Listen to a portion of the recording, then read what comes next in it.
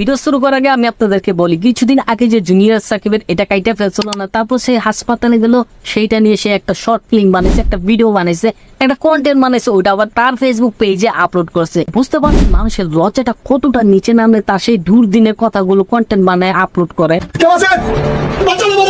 মানে কি হয়েছে জানেন, এদের যা কিছুই হয়ে যাক না কেন, এদের কন্টেন্ট বানাইতে হইব, ফেসবুক দেখে ডলার ইনকাম করতে হইব। এখন আমার এই টাকাটা যাক, ওই টাকাটা যাক, বলেন কি? তাহলে চলুন সেই দিন রাতে জুনিয়র সাকিবের সাথে কি হয়েছে আমরাও একটু দেখে আসি।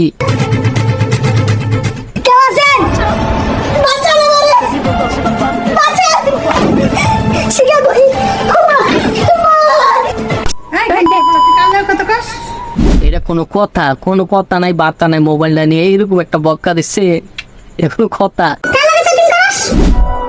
আরে কারো লাগে চ্যাটিং করতেছি না তো, আমি তো ইউটিউব ভিডিও দেখতাছি। এরকম করতেছ কেন? আবার বকা দিলা কেন আমারে?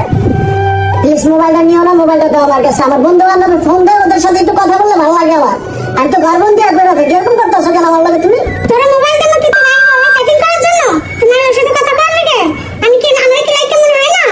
আমি কি শুটিং করতে পারি না? আপনার অনেক সুন্দর নায়িকা মনে হইতেছে। আপনি তো একেবারে অপবিশ্বাস ফিল, আপনি অপবিশ্বাসের 2 লেভেল উপরে। আপনি তো ছবি করতে পারেন, আপনি তো তামিল ছবিতে ভালো মানাইবো। তারপর দেখি কি কয়। টেনশনের কথা কবি, আমি শিখা নায়িকা, আমি শুটিং করব তোর সাথে, অন্য কোনো মাগির সাথে শুটিং করতে পারবি না। হ্যাঁ, ওই যে শিখা তার এটা কাইটা ফেলছিল, সে শিখাও নায়িকা ছিল, তবে সে টিকটকের নায়িকা ছিল। তারপর চলুন দেখে আসি। আমি মোবাইল কামানে দিতেছি।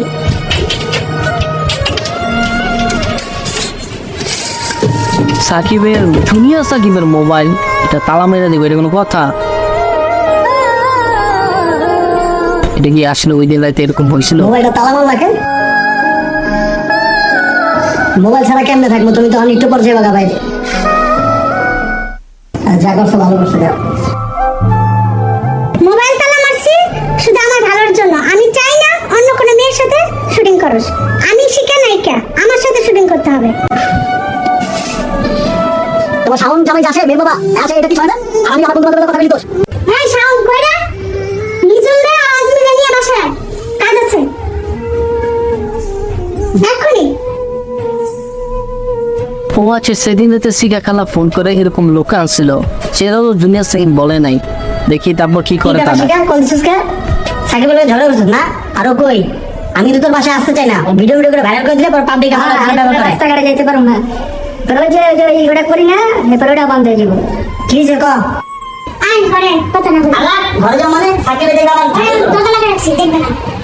আপনারা আরে ছাড়ো, ঝামেলা লাগে বাঁচতেছি না। এখানে মিক্স করা হচ্ছে মাইলাম ট্যাবলেট এবং নকটেন ট্যাবলেট, যেগুলা খেলে মানুষ কিছুক্ষণের জন্য অচেতন হয়ে যায়। আচ্ছা, ওই দিন শিখা বলছিল শিখা নাকি তাদেরকে বিয়ার খাওয়াইয়া মাতাল কইরা এরপর ওটা গাছে, কিন্তু এখানে জুনিয়র সাকিব যে ভিডিওটা বানাইছে সেখানে সম্পূর্ণ দোষ শিখার দেখাইতেছে, মানে সম্পূর্ণ দোষ শিখার ছিল। আসলে কি ঘটনা এরকম ঘটছিল? ঠিক আছে সাকিব, আই ওঠো, এটা খাওয়া দাওয়া কি নিয়ে আসছি। আমি খাবো না। আরে এটা খাও, এটা ফেলে বা খাইলে শরীর ভালো থাকবে, ত্বক ভালো থাকবে, তোমার শরীর সুন্দর থাকবে। খাও কেন? আমি খাবো না। এটা কি আছে এটার মধ্যে? আমি তো বুঝতেছি না কিছু। দেখি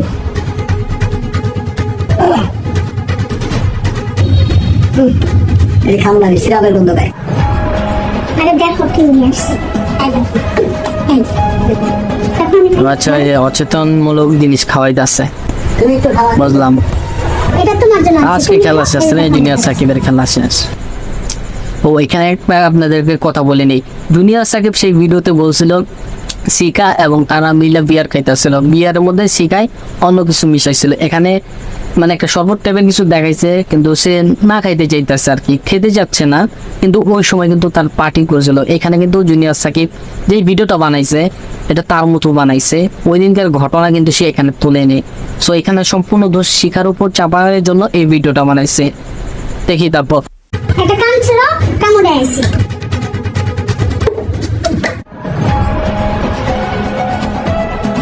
কাম না করলে খাবো কি আমরা? তুমি শুয়ে থাকো, আমি খাবার বানাই নিয়ে আসতেছি। আচ্ছা ঠিক আছে।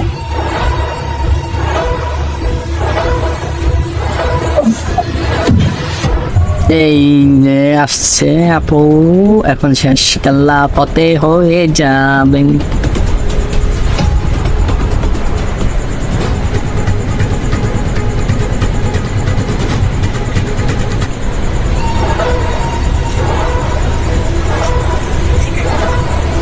এই এই যে কে চিনি আইছে, দেবো কেটটা দেবো না না এটা করো না, বেচারা ধ্বংস করে দিচ্ছ না। না না না এটা করো না, বেচার ভবিষ্যৎ ধ্বংস করে দিও না, শিক্ষা খালা দিও না, তুমি দিও না, না না করো না, করো না এরকম। ফেলছি পেটে। দিচ্ছি কেক। আমার শেষ ঘুম হতে পারতো, কিন্তু আল্লাহর অশেষ রহমতে কোনোভাবে বেঁচে ফিরলাম। 4 ঘন্টা পর ঘুম থেকে উঠে দেখি আমার জীবনে ঘটে গেল মর্মান্তিক ঘটনা।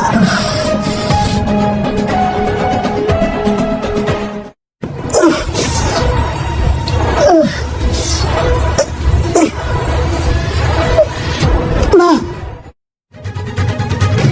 রক্ত,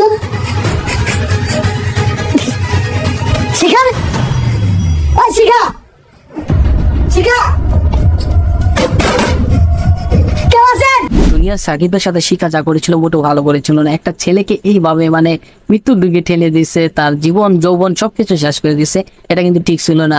তবে আমার কথা হচ্ছে জুনিয়র সাকিব তোমার সাথে যা হয়েছে এটা পুরো বাংলাদেশের মানুষ জানে, ওইটা কেন ভিডিও করে আমাদেরকে দেখাতে হবে? তুমি ভিডিও করেছো সেটা আমাদেরকে দেখাইছো, আমরা বুঝতে পারছি ওই দিন রাতে তোমার সাথে কি হয়েছে, কিন্তু ঘটনা কতটুকু সত্য এটা তুমি জানো, শিখা ভালো জানে। তো আমার কথা হলো এখন এই ভিডিও বানায় লাভ কি রে ভাই? এই ভিডিও কেন বানাচ্ছ? নিজেকে আর কত ছোট করবা? তোমার ওইটা হয়েছে, মানুষ জানো, ওইটা ভুলে যেতে দাও। এখন এইসব ভিডিও বানালে তো ওইটা ফিরে আসবে না। শিখা তো তার শাস্তি ভোগ করতেছে।